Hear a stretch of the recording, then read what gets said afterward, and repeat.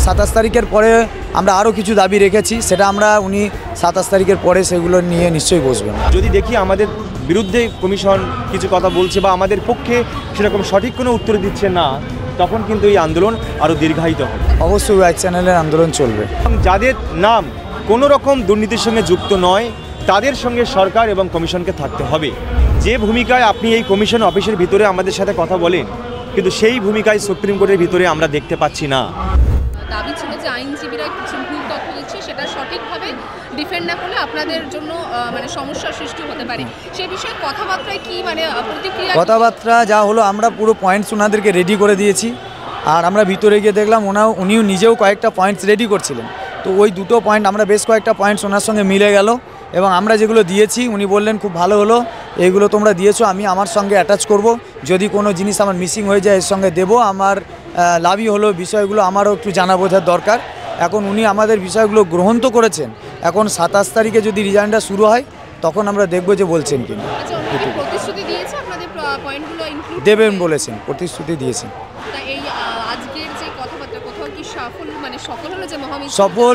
সফল অবশ্যই সফল। উনি আমাদের অ্যানেক্সারের যে রিপ্লাই সেগুলো নিতে বাধ্য হয়েছেন, হ্যাঁ, এবং 27 তারিখের পরে আমরা আরও কিছু দাবি রেখেছি, সেটা আমরা উনি 27 তারিখের পরে সেগুলো নিয়ে নিশ্চয়ই বসবেন। অবশ্যই ওয়াইড চ্যানেলের আন্দোলন চলবে। আমাদের আরেকটা দাবি ছিল সেগ্রিগেশন।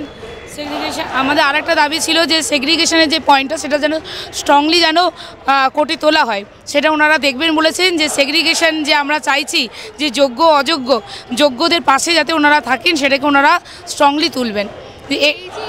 এই দাবি তো এর আগেও বারংবার অনেকবার তুলেছেন, সেখানে কি এইরকম প্রতিশ্রুতি তো আগেও পেয়েছেন, আজকের যে প্রতিশ্রুতি পেলেন সেটা কি সফল হবে আদৌ? না, সফল তো দেখুন, সফল তো হতেই হবে, কারণ এখন তো আমরা এতদিন আর্গুমেন্টস করেছি, এখন রেসপন্ডেন্টদের বলার জায়গা, বলার পর রিজয়েন্ডার আবার আসবে, তো আমাদের তো রিজয়েন্ডার পর্যন্ত দেখতেই হবে, কারণ এসএসসি বোর্ড এবং পার্টি তরফ থেকে বলা হয়ে গেছে রেসপন্ডেন্টের বলার পর রিজয়েন্ডার আসবে। তো রিজয়েন্ডারে যাতে আমরা যে পয়েন্টগুলো তৈরি করে দিয়ে এসেছি সেই পয়েন্টগুলো যেন তুলে ধরা হয়, সেটার জন্যই কিন্তু আজকে দাবিটা রাখা। আপনাদের সমস্ত প্রতিশ্রুতি মেনে নিয়েছেন এই মুহূর্তে? হ্যাঁ, এখনও পর্যন্ত মেনে নিয়েছেন, এবং ওনাদের লয়ারদের সাথে আমরা বসতে চাইছি, সেটাও মেনে নিয়েছেন। ওটা কবে বসবেন? হ্যাঁ, সেটা ডেট টাইম এখনও ঠিক হয়নি। 27 জানুয়ারির আগে, 27 জানুয়ারির আগে বা রিজয়েন্ডারের আগে।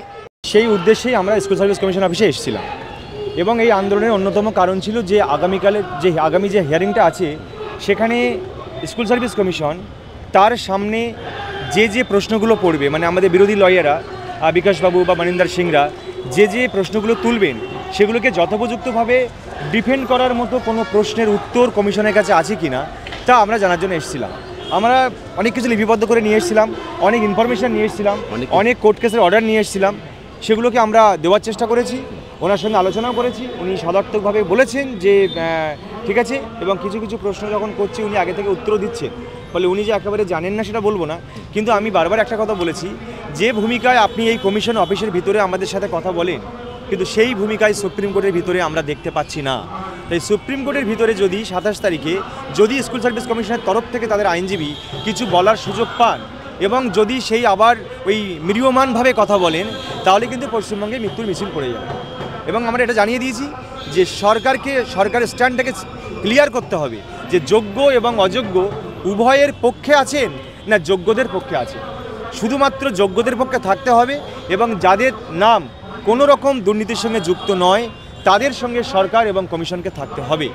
আর যে প্রশ্নগুলো আসবে, যা সাবমিশন, সেগুলো আগে থেকে স্টাডি করে কমিশন তার আইনজীবীর সাথে কথা বলে যেন যোগ্যদের ডিফেন্ড করার চেষ্টা করে, এটুকু আমরা বলে এসেছি।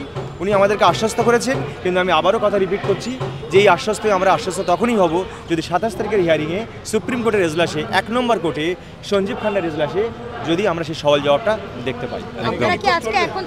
না, আপাতত আমরা আলোচনার ভিত্তিতে আমরা আলোচনা করে নিচ্ছি এখন কি হবে। আর 27 তারিখের হিয়ারিংয়ের পরে আমরা এখন ওয়াইজ চ্যানেলে ফিরবো। 27 তারিখের হিয়ারিংয়ের পরে যদি দেখি আমাদের বিরুদ্ধে কমিশন কিছু কথা বলছে বা আমাদের পক্ষে সেরকম সঠিক কোনো উত্তর দিচ্ছে না, তখন কিন্তু এই আন্দোলন আরও দীর্ঘায়িত হবে। কারণ কমিশনকে কিন্তু আমরা কোনোভাবেই ছাড়বো না। নিয়োগ authority commission, 12 governing body commission, যাদের জন্যই আমরা পথে বসে আছি, যাদের জন্য আমরা পথে বসে আছি, সদার্থক ভূমিকা আমাদের জন্য থাকতে হবে, এটা আমাদের হুঁশিয়ারি। আজকে আপনারা তার মানে অবস্থান বিক্ষোভ এখন তুলে নিচ্ছেন? আপাতত অবস্থান বিক্ষোভ তুলছি না, আমাদের তো ওয়াই চ্যানেলে আমরা অবস্থান ওয়াই করছি, চ্যানেলে অবস্থান বিক্ষোভ আমরা আবার চলছে। ওয়াই চ্যানেলে ফিরে যাব, আমরা আবার ওয়াই চ্যানেলে ফিরে যাব। আপাতত কমিশনের সামনে থেকে একটা আলোচনা করে আমরা অবস্থানটা তুলে নেব। বাংলা হান্টের আরও খবর দেখতে নজর রাখুন। বাংলা খবর মানেই বাংলা হান্ট।